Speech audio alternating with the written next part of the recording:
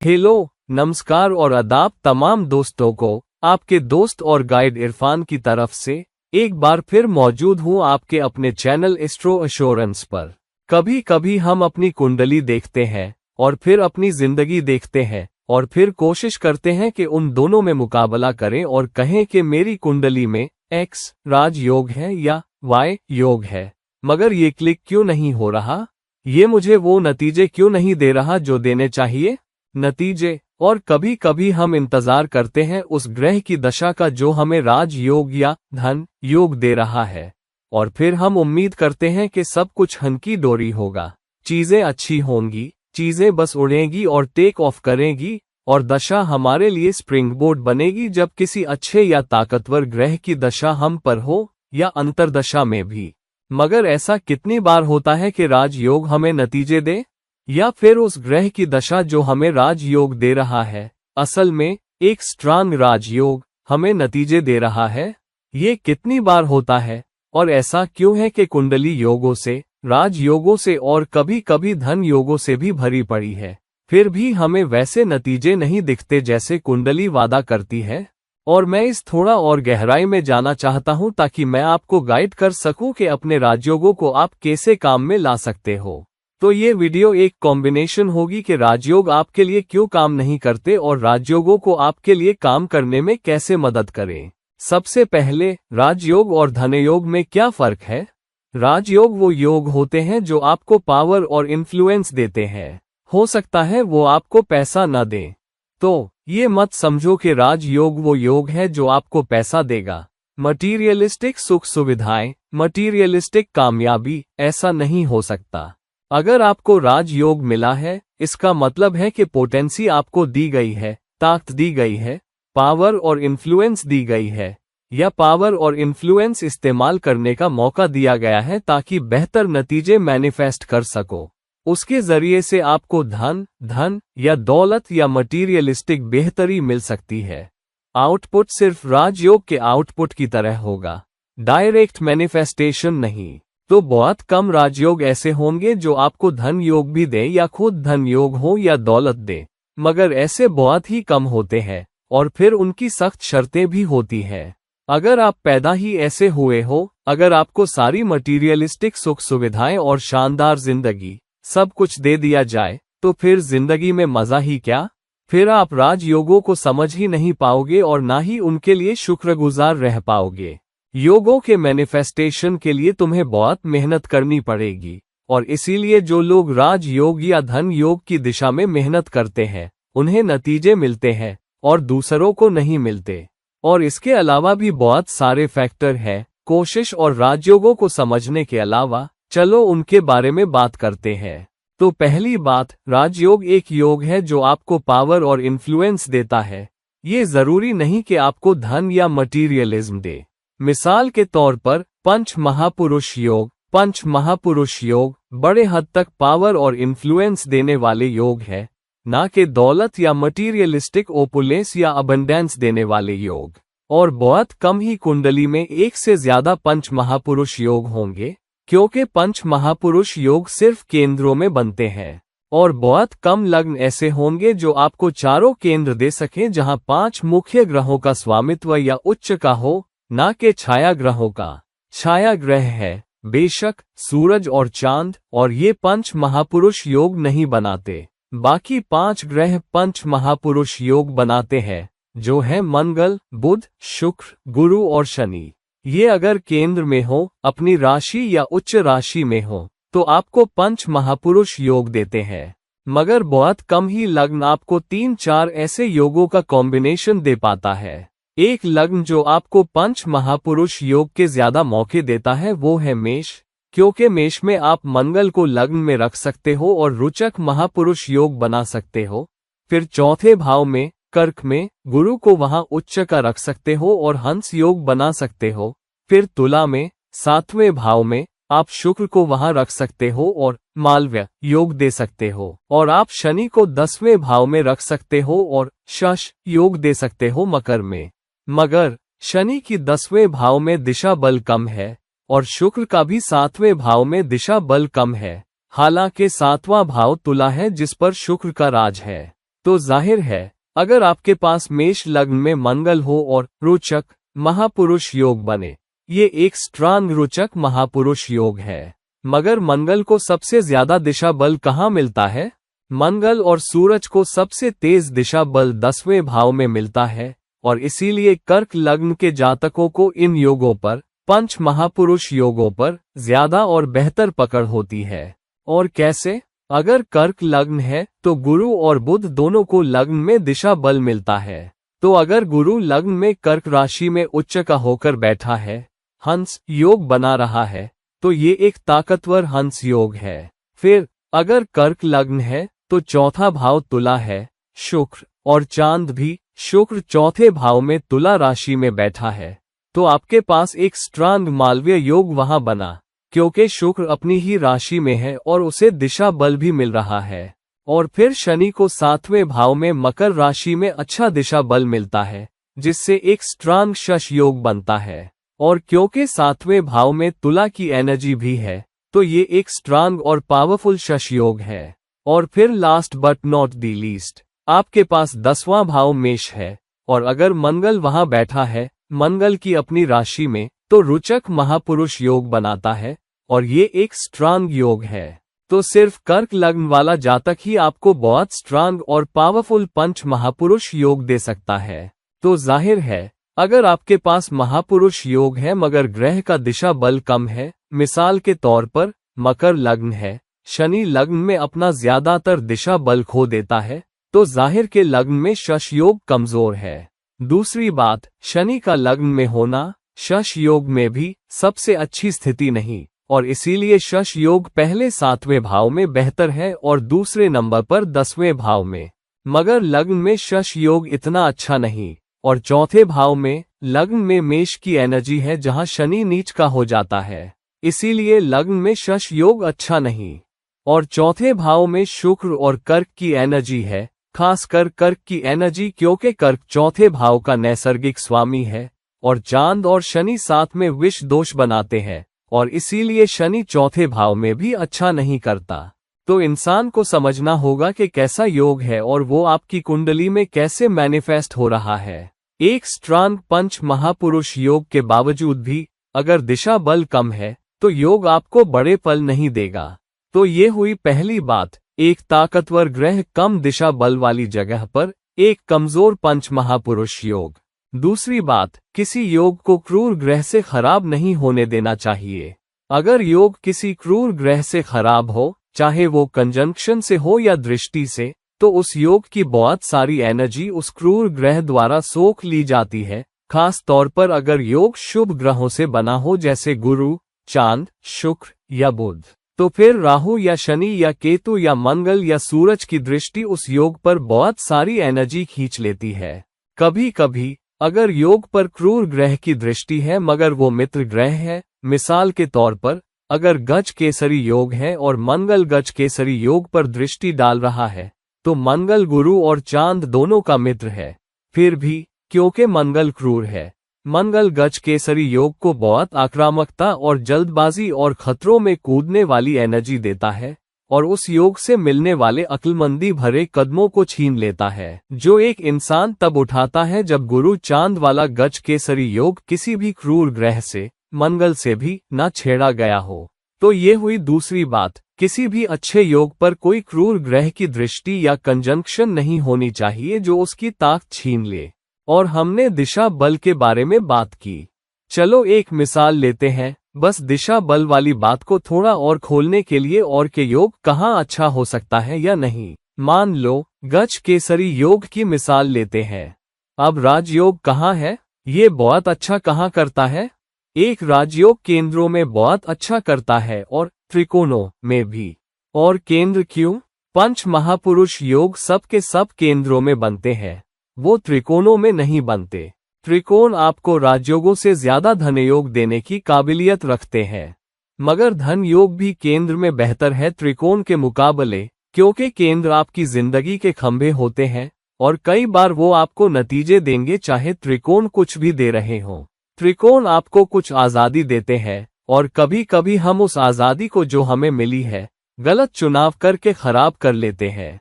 मगर एक बहुत स्ट्रांग राजयोग या धन योग केंद्र में, जहां उस योग पर कोई दाग ना हो, त्रिकोण में होने से बेहतर है।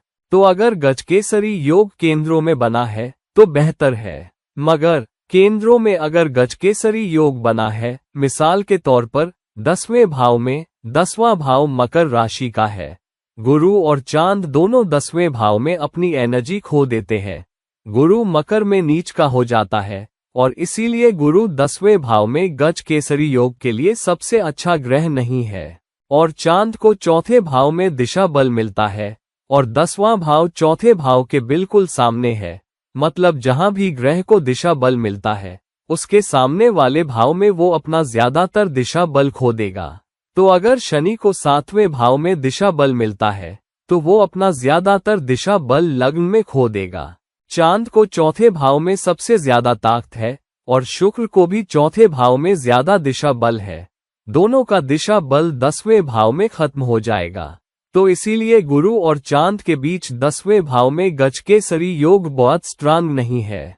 और अगर गजकेसरी योग स्ट्रांग है, मिसाल के तौर पर 10वें भाव में मकर राशि में या किसी और केंद्र भाव में गुरु नीच का हो जाता है, मकर में अपनी बहुत सारी ताकत खो देता है उन वजहों से जो हमने बताई, तो गजकेसरी योग उस वक्त सबसे अच्छा नहीं जब वो किसी शत्रु राशि में बने या किसी ऐसे भाव में जहां गुरु और चांद अपनी ज्यादातर ताकत खो देते हैं।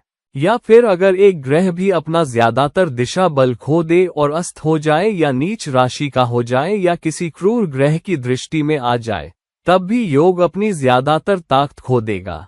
तो राजयोग या धन योग किसी ऐसे भाव में नहीं बनना चाहिए जहां योग के ग्रह दिशा बल खो दें या फिर ऐसी राशि में हो जो क्रूर ग्रह की हो या ताकतवर ना हो या मित्र राशि ना हो।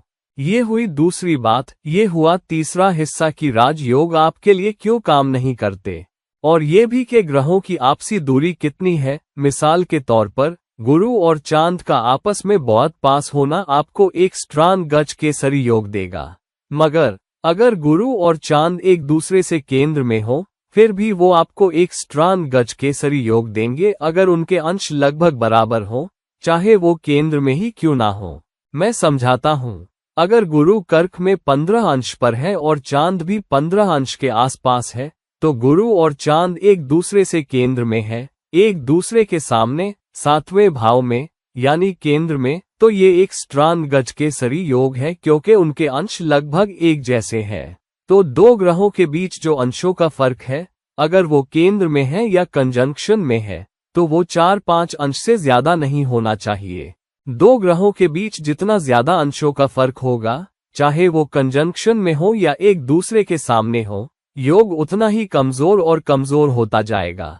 तो ध्यान रखो कि ग्रहों की आपसी दूरी कितनी पास है या एक दूसरे पर उनकी दृष्टि कितनी पास है जब वो केंद्र में हो, और केंद्र में होना ही आपको योग देता है। तो ये बहुत बहुत जरूरी है। और ये भी देखो कि अगर कोई दृष्टि है, वो योग, वो दृष्टि कितनी स्ट्रांग है। राहु की 5वीं दृष्टि केंद्र में बने गजकेसरी योग पर, जहां राहु 9वें भाव से उसे देख रहा है, एक ताकतवर दृष्टि है। मगर अगर राहु 9वें भाव में 3 अंश पर है, जबकि गुरु और चांद दोनों लग्न में 18 और 19 अंश पर है, तो राहु की दृष्टि गजकेसरी योग पर कमजोर दृष्टि है। तो वो फिर भी गजकेसरी योग की बहुत सारी एनर्जी खींच लेगा, मगर योग में फिर भी इतनी ताकत बचेगी कि वो अपने नतीजे दिखा सके। तो इन सब चीजों को देखना पड़ता है कि राजयोग या धन योग आपको अच्छे नतीजे दे रहा है या नहीं। अब सबसे अहम हिस्सा, आप ये कैसे पक्का करो कि राजयोग आपके लिए काम करे, चाहे वो स्ट्रांग ही क्यों ना हो। पहली बात, ये मत मान के बैठ जाओ कि राजयोग सिर्फ कुंडली में होने की वजह से ही आपके लिए काम कर जाएगा, चाहे वो कितना ही स्ट्रांग, ताकतवर, दिशा बल वाला क्यों ना हो। वो आपको पोटेंशियल देता है, मगर मैनिफेस्टेशन तुम्हारे हाथ में है। अगर तुम राजयोग या धन योग को मैनिफेस्ट नहीं करोगे, तो तुम्हें नतीजे नहीं मिलेंगे। इतना ही साफ है। जिन लोगों ने जिंदगी में बहुत अच्छा किया, जाहिर है उनके पास कुछ न कुछ योग होंगे। मगर जब तुम गौर से कुंडली देखोगे और फिर देखोगे कि योग कैसे मैनिफेस्ट हुआ, तो तुम्हें दिखेगा कि उस दिशा में बहुत मेहनत हुई है जहां राजयोग उन्हें ताकत दे रहा है और जिधर वो इशारा कर रहा है।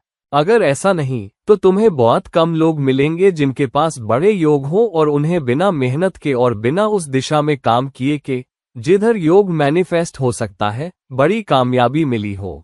कभी कभी लोग आके कहते हैं मेरे पास मेष लग्न में उच्च का सूरज है, मुझे अच्छे नतीजे नहीं मिल रहे, क्या प्रॉब्लम है?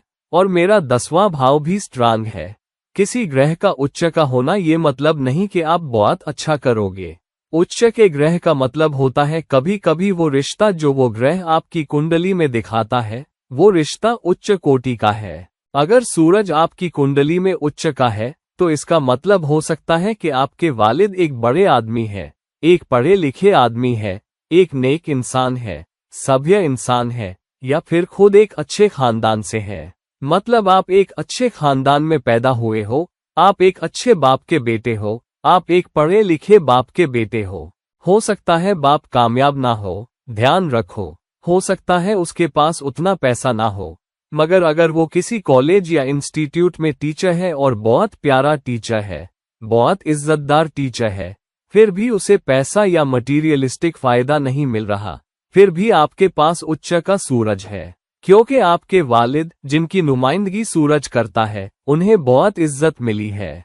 और यही चीज उच्च का सूरज आपको दे सकता है, आपको एक अच्छा खानदान दे सकता है, मगर ये आप पर है। एक इंडस्ट्रियलिस्ट का बेटा मेरे पास आया और बोला मेरे पास उच्च का सूरज है, मुझे अपने बाप जैसी कामयाबी क्यों नहीं मिल रही?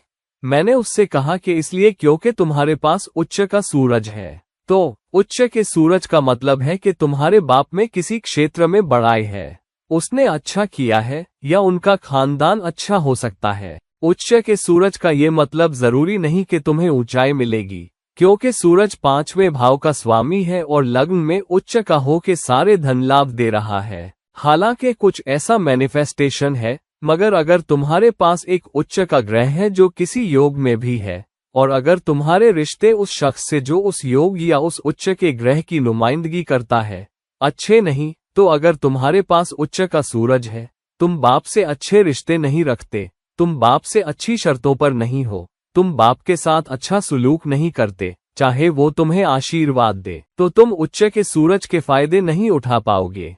और ये बहुत बहुत जरूरी है कि तुम बाप का आशीर्वाद लो, उनकी इज्जत करो, उनकी खिदमत करो और उनसे वक्त ब वक्त रहनुमाई लेते रहो। हो सकता है तुम्हें बाप की सुनना जरूरी ना हो, अगर वो तुम्हारे इंडस्ट्री से नहीं, वो एक्सपर्ट नहीं, तुम्हें पता है, मगर तुम उनके पास सलाह के लिए जा सकते हो और कह सकते हो मैं ये और ये करने की कोशिश कर रहा हूँ और तुम्हें पता है मुझे आपका आशीर्वाद चाहिए, मुझे दुआ दीजिए, बाप का आशीर्वाद लो। अगर सूरज किसी स्ट्रांग योग में है, कोई धन योग या कोई राज योग जिसमें सूरज शामिल है, बाप से अच्छी शर्तों पर रहो, मगर सिर्फ मीठी मीठी बातें नहीं, दिल की गहराइयों से बाप से प्यार और इज्जत करो। आज भी जब मेरे अब्बू घर आते हैं, मैं अपने पांव फैला के नहीं बैठ सकता या पैर पर पैर रख के नहीं बैठ सकता, मैं सीधा सादा बैठता हूँ। ऐसा नहीं कि मैं अपने अब्बू से डरता हूँ, ये प्यार और इज्जत है जो हमसे पहले की नस्लों से चली आ रही है। जबकि मेरे बच्चे वो घर में इधर उधर पसरे रहते हैं, क्योंकि हमने उनकी परवरिश भी अलग तरीके से की है। ये नस्लें 25-30 साल की हैं, ये बिल्कुल अलग खेल है। तो ये समझना बहुत जरूरी है कि रिश्ते को समझो। तुम्हारे पास उच्च का चांद है, तुम अपनी माँ के साथ अच्छा सुलूक नहीं करते, और ये बहुत बहुत जरूरी है ज्यादातर योगों के लिए। बहुत सारे अच्छे योग, धन योग और राजयोग चांद को शामिल करेंगे, और सुनफा योग, अनफा योग और बहुत से दूसरे योग चांद को शामिल करते हैं। और अगर तुम अपनी माँ के करीब नहीं हो, माँ की खिदमत नहीं करते, माँ का आशीर्वाद नहीं लेते, तो फिर अपनी जिंदगी भूल जाओ। अगर तुम्हें कहीं और से कुंडली में किसी धन योग की वजह से माली फायदा भी मिल जाए जिसमें चांद शामिल ना हो, मगर अगर तुम चांद से अच्छी शर्तों पर नहीं हो, तो जिंदगी भर तुम नाखुश रहोगे। जिंदगी भर तुम्हारी जिंदगी बेचैनी में गुजरेगी और कंधे पर सर रख के ये देखते रहोगे कि कौन मेरा पैसा ले जाएगा, कौन मेरी रोशनी बुझाएगा। तो माँ के साथ इज्जत से पेश आना, माँ की खिदमत करना, माँ से अच्छी शर्तों पर रहना, माँ का पूरे दिल से दुआ आशीर्वाद लेना बहुत बहुत जरूरी है। और तमाम माँ जैसी शख्सियतें, सिर्फ तुम्हारी माँ ही नहीं, तमाम औरतें जो उम्र में बड़ी हों, शायद 15-20 साल बड़ी बहन और चाची, फूफी, उन सब के साथ बहुत इज्जत और अदब से पेश आओ और बहुत कम ही उनको ना करो। अगर कोई चाची, चाहे वो दूर की चाची हो, तुम्हारे अब्बू या अम्मी से सीधा खून का रिश्ता ना भी हो, फिर भी अगर वो तुमसे मदद मांगने आए तो उन्हें ना मत करो। उन्हें कुछ मदद दो, कुछ सहारा दो जो तुम दे सकते हो, तो तुम्हारा चांद भी मजबूत होगा। तो देखो कि योग तुम्हें क्या दे रहा है। औरतों के लिए स्ट्रांग योग, तुम अपने गुरु से, अपनी जिंदगी के मर्द से अच्छी शर्तों पर नहीं हो तो एक चुनौती होगी। एक औरत के लिए अच्छा गजकेसरी योग, ये मतलब जरूरी नहीं कि उसे जिंदगी में बहुत कामयाबी और शोहरत और नाम मिलेगा। ये मतलब हो सकता है कि उसका शौहर एक नेक इंसान है। गजकेसरी योग स्ट्रांग गजकेसरी योग का हमेशा ये मतलब नहीं कि तुम्हारा शौहर किसी अमीर घराने से है या बहुत इज्जतदार घराने से है। हो सकता है उसका खानदान बहुत सभ्य हो, जिनकी इज्जत भी हो, अमीर भी हो, मगर ये भी हो सकता है कि वो शख्स एक नेक इंसान है। तुम्हारा गुरु, तुम्हारी जिंदगी का मर्द, शायद एक नर्म दिल इंसान है, शायद बहुत पढ़ा लिखा या अमीर ना हो, मगर शायद बहुत नर्म तबीयत वाला, खुश अखलाक है। उसके पास एक अच्छी रूह हो सकती है और इसीलिए तुम्हारे पास एक स्ट्रांग गजकेसरी योग हो सकता है। तुम अपने शौहर को सहारा दो, तुम अपने शौहर को हौसला दो कि वो काम करे, उसकी ताकत को समझे और जो वो कर सकता है।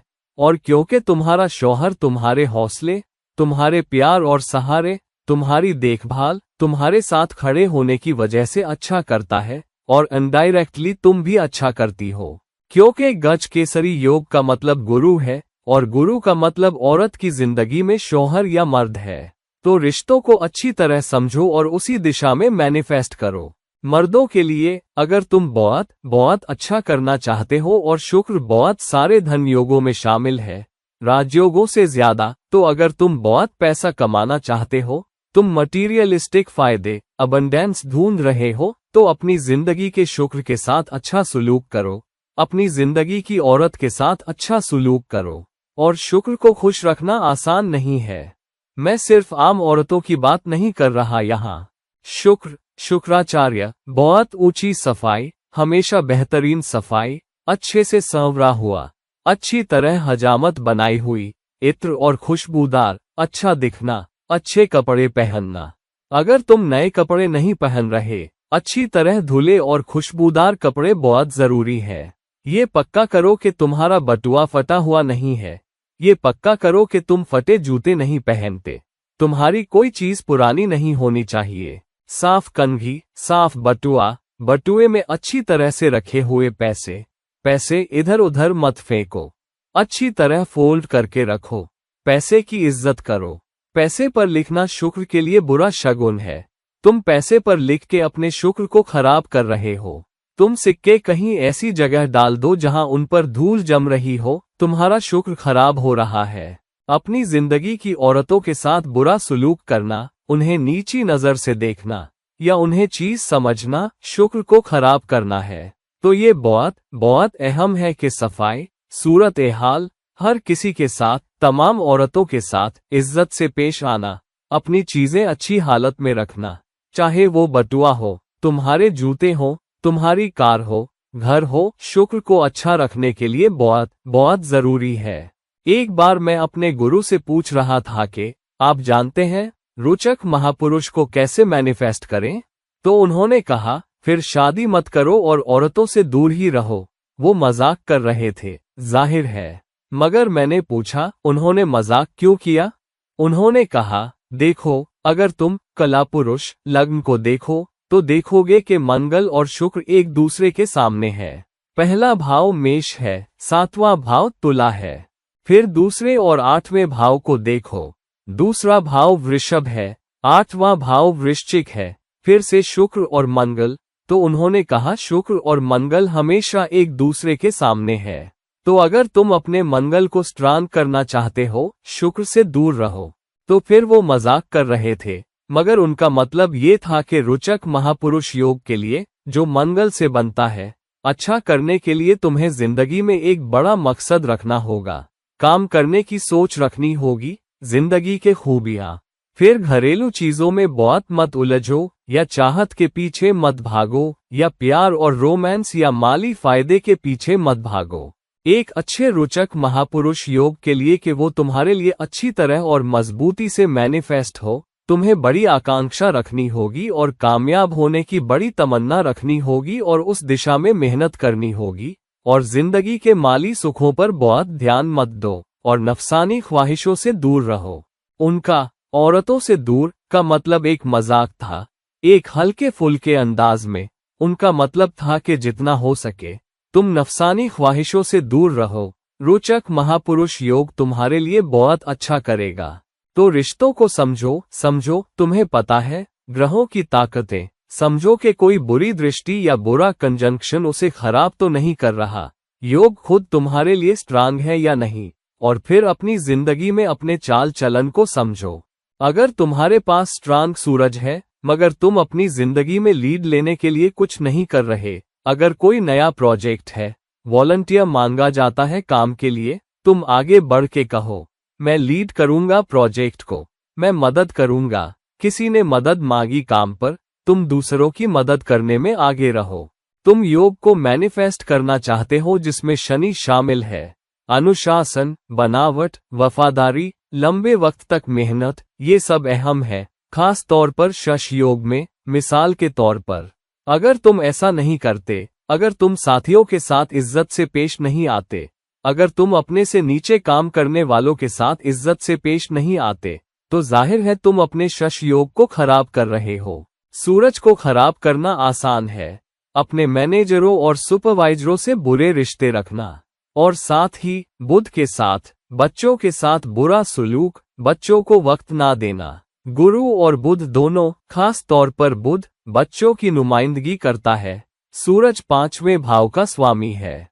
तो अगर तुम बच्चों के साथ अच्छा सुलूक नहीं करते, मतलब तुम उन्हें वक्त नहीं देते, तुम उन्हें अच्छी कदरें नहीं देते, तुम उनकी अच्छी परवरिश नहीं करते, तुम उन्हें अच्छा नागरिक बनाने की कोशिश नहीं करते, तो तुम तीनों को खराब कर रहे हो।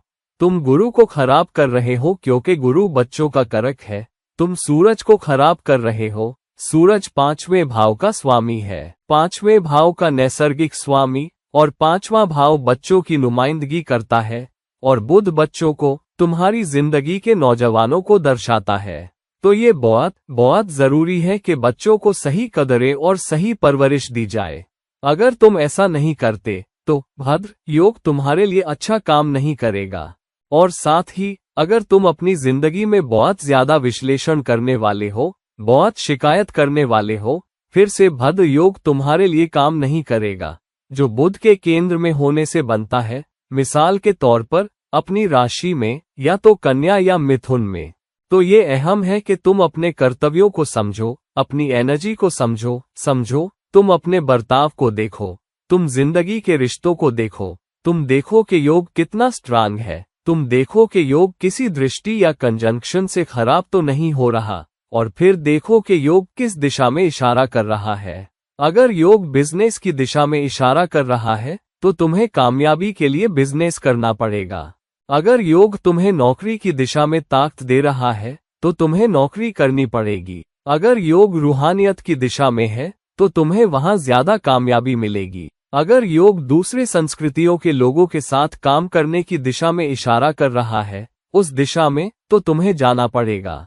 योग एक अच्छा योग है। मिसाल के तौर पर 12वें भाव में एक स्ट्रांग धन योग बन रहा है, तो बेहतर है कि विदेश जाने की कोशिश करो या बाहर देश चले जाओ या अपने जन्म स्थान से दूर चले जाओ, ताकि योग तुम्हें बेहतर नतीजे दे।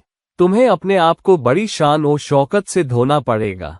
तुम्हें अपने आप को बहुत कदरों और अखलाकी उसूलों के साथ धोना पड़ेगा। अखलाकी तौर पर गलत होना, नीति से गलत होना, चाहे तुम कानूनन सही हो, लग्न में बने योग को खराब कर देगा। कोई भी चीज जो तुम गलत करते हो, चालाकी करना, हथकंडे चलाना, झूठ बोलना, तुरंत लग्न को खराब करता है। गाली गलौज करना दूसरे भाव के योग को खराब करता है। लोगों के साथ बुरा सुलूक करना, झूठ बोलना और धोखा देना, या एक कह के दूसरा मतलब रखना, ताने मारना तीसरे भाव के योग को खराब करता है। अपने परिवार वालों के साथ अच्छा सुलूक ना करना, माँ के साथ बुरा करना, घर में सुकून ना रखना, मददगार ना बन के सरदार या हाकिम बनने की कोशिश करना चौथे भाव के योग को खराब करेगा, और ऐसे ही आगे भी। तो अपने आप को बहुत अखलाक, नीति के उसूलों के साथ रखो और एक उसूलों वाली जिंदगी जियो, एक कदरों वाली जिंदगी जियो, एक बंधी बाधाई जिंदगी जियो। दूसरों के साथ अच्छा सुलूक करो, मेहनत करो और कुल मिलाकर अपने आप को एक ऐसे शख्स की तरह ढो जो एक अच्छा नागरिक है और एक अच्छा परिवार का सदस्य भी है। अच्छा बेटा, अच्छी बेटी या अच्छा माँ बाप, अच्छा शौहर, अच्छी बीवी, अच्छा दोस्त, अच्छा सहकर्मी, और फिर तुम्हारे ज्यादातर योग अपनी जगह आ गिरेंगे। और आखिरी मगर अहम बात, अगर ग्रह की दशा तुम पर है तो तुम्हें बेहतर नतीजे मिलेंगे। ग्रह की अंतर्दशा भी तुम पर है तब भी तुम्हें अच्छे नतीजे मिलेंगे। मगर सिर्फ दशा के इंतजार की अच्छी बात यह है कि दशा तुम पर आएगी। तुम ग्रहों को मजबूत करते रहो। वो ग्रह जो किसी राज योग या धन योग में है मगर वो अच्छे गोचर में है, वो तुम्हें आगे बढ़ने के मौके देता ही रहेगा। तो दोस्त, ये मेरा तजुर्बा है कि राज योग या धन योग क्या है, उन्हें कैसे मैनिफेस्ट करना है और उनसे बेहतर फल कैसे पाने हैं और अपनी जिंदगी में कामयाबी और फालतू रिस्क को कैसे खींचना है। और देखो कि तुम्हारा कर्मी कर्ज क्या है। अगर तुम्हारे किसी भी कर्म तुम्हारे योगों को खराब कर रहे हैं, मिसाल के तौर पर कर्मी ग्रह शनि, छठे स्वामी, किसी तरह दृष्टि के जरिए योग से जुड़ रहे हैं, तो तुम किसी कर्मी रिश्ते को लिए फिर रहे हो उस खास पहलू में, तब वो योग तुम्हारे लिए अच्छा करेगा मगर वक्त गुजरने के बाद। मिसाल के तौर पर शनि की लक्ष्मी योग पर दृष्टि, कहो 5वें भाव पर, वक्त गुजरने के बाद तुम्हें नतीजे देगा अगर तुम लोगों के साथ अच्छा करोगे, अगर तुम्हारा चाल चलन अच्छा है, तुम अपने से नीचे वालों के साथ अच्छा सुलूक करते हो, तुम मेहनती हो, तुम वफादार हो और तुम मेहनत से पीछे नहीं हटते, तब वक्त गुजरने के बाद वो योग देर से ही सही मगर जरूर नतीजा देगा। तो राजयोग के क्लिक करने का इंतजार करो, जल्दी मत करो और नतीजे तुम्हारे पास खुद आते दिखेंगे। तो दोस्तों, इस वीडियो को लाइक करो, इस वीडियो को शेयर करो। अगर तुम मुझसे ज़ाती सलाह लेना चाहते हो तो मुझसे राब्ता करो, लिंक्स नीचे दी हुई है। अपनी कुंडली के योगों को समझो कि वो किधर इशारा कर रहे हैं। पलट के अपने रिश्तों को देखो, पलट के अपने बर्ताव को देखो, चाहे वो राजयोग हो या नहीं, चाहे तुम योग की दिशा में काम कर रहे हो या नहीं, चाहे योग जिंदगी के किसी खास क्षेत्र या किसी खास बिजनेस या किसी खास इंडस्ट्री की तरफ इशारा कर रहा है जिसमें तुम काम करते हो, मगर तुम कुछ और ही कर रहे हो, तब भी तुम अपने योगों की पूरी ताकत मैनिफेस्ट नहीं कर रहे हो। तो दोस्तों, किसी और वक्त किसी और वीडियो के साथ ये रहा तुम्हारा दोस्त और रहनुमा इरफान, आपसे इजाजत लेता है। नमस्कार।